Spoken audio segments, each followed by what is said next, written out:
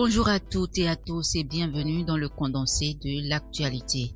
Une nouvelle page de l'histoire politique béninoise s'est ouverte ce dimanche 24 mai 2026 au Palais des Congrès de Cotonou avec la prestation de serment du président élu Romuald Wadagne devant la Cour constitutionnelle et le peuple béninois. À travers cette cérémonie solennelle, le pays marque officiellement la fin de l'ère de la rupture et l'ouverture d'un nouveau chapitre sous la conduite du nouveau chef de l'État. Dans son premier discours à la nation, Romuald Wadagne a placé son mandat sous le régime de la continuité et de l'amélioration des conditions de vie des populations. Rendant hommage à son prédécesseur Patrice Talon ainsi qu'aux anciens chefs d'État, il a salué la transformation enregistrée ces dernières années tout en affichant sa volonté de rapprocher davantage les progrès économiques du quotidien des populations. Le nouveau président a notamment promis de renforcer les opportunités pour les jeunes, d'améliorer les conditions des femmes, de soutenir davantage les agriculteurs et de consolider la protection sociale. Face aux défis sécuritaires dans la sous-région, il a également assuré que le Bénin poursuivra ses investissements dans la défense tout en misant sur le développement local comme levier de stabilité. Je servirai le Bénin avec intégrité, avec courage et avec constance, a-t-il déclaré, appelant l'ensemble des Béninois à se mobiliser pour poursuivre la belle épopée du pays. Pour rappel, ce discours est intervenu après la cérémonie officielle de prestation de serment devant la Cour constitutionnelle au cours de laquelle le nouveau président a reçu les attributs liés à sa fonction de chef de l'État.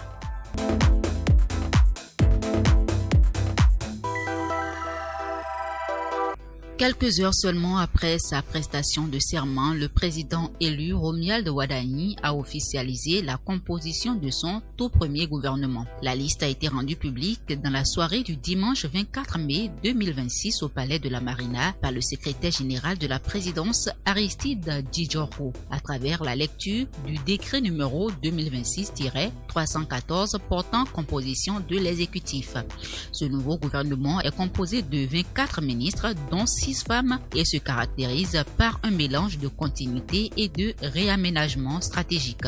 Plusieurs figures de l'ancienne équipe gouvernementale font leur retour tandis que certains portefeuilles clés ont été redéfinis, notamment dans les secteurs de la transformation numérique, de la formalisation de l'économie et de la mobilisation des ressources extérieures.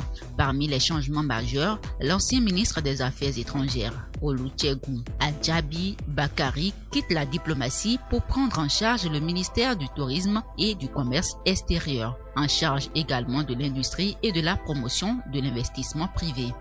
Le portefeuille des affaires étrangères est désormais confié à l'ambassadrice du Bénin à Paris, Corinne Amaury-Brunet. Très attendu, le ministère de l'économie et des finances, auparavant dirigé par le président lui-même, revient à l'ancien directeur général de l'économie, Aristide Mendenou, qui sera assisté de 3 ministres délégués chargés respectivement des finances, du budget et de la mobilisation des ressources extérieures. Dans le reste de l'équipe gouvernementale, on retrouve notamment Yvon Detchenou à la justice, Benjamin Rompati à la santé ainsi que Aurélie Adam Soulé Zoumarou à la communication et aux médias. Il est important de le notifier, le gouvernement du président Romuald Wadagne entre officiellement en fonction ce mardi 24 mai 2026. Les cérémonies de passation de charges débuteront dès la fin de la matinée dans plusieurs ministères.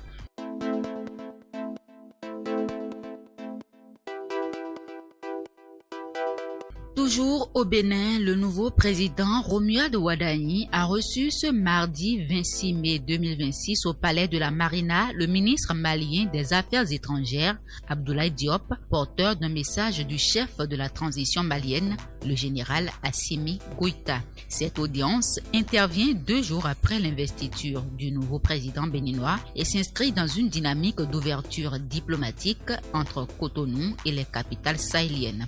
Selon les informations recueillies à l'issue de la rencontre, Abdoulaye Diop a transmis les félicitations officielles de Bamako ainsi que des vœux de réussite au peuple béninois. Les échanges ont porté sur le renforcement des relations bilatérales, la coopération régionale, les enjeux sécuritaires dans la sous-région et les perspectives économiques entre les deux États.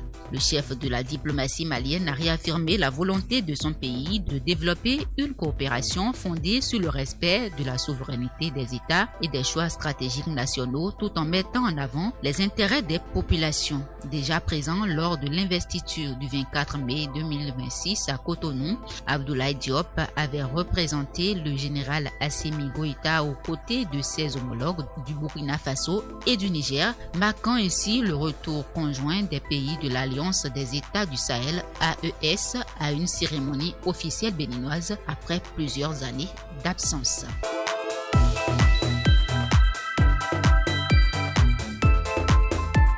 Hors du territoire, la scène politique sénégalaise connaît une forte recomposition depuis le limogeage du Premier ministre Ousmane Sonko par décret présidentiel en date du vendredi 22 mai 2026.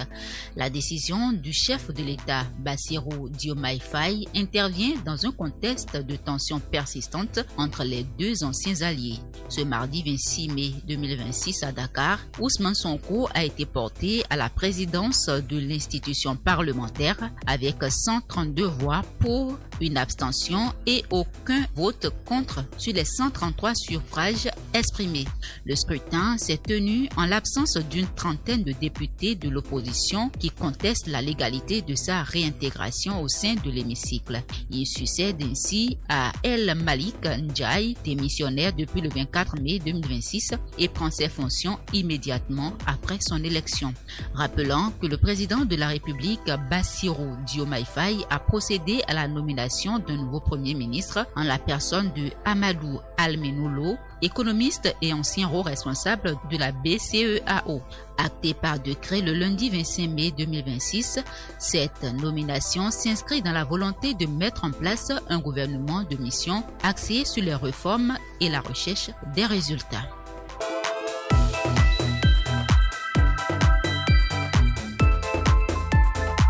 Trois agents du département de l'immigration gambien sont actuellement portés disparus en Italie où ils avaient été envoyés dans le cadre d'une mission officielle de formation à la sécurité des frontières à Rome.